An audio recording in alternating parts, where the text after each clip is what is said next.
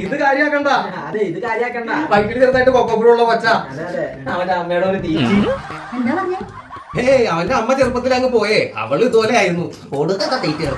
അവൻ കളിച്ചോട്ടെ, അവൻ കളിച്ചോ. അത് വിട്. അല്ല പേരെന്താണ്? മോളുടെ പേര് ലീലു.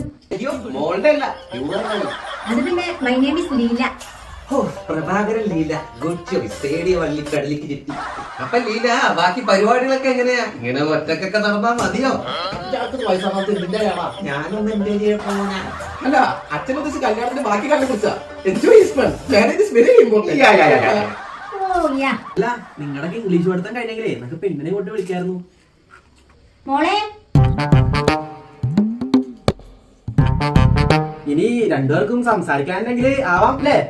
അത് ശരിയാ. വായില്ലേ പോകാം. എന്നോട് പറഞ്ഞു ഞാനേ അതെനിക്ക് മനസ്സിലായി. ഞാൻ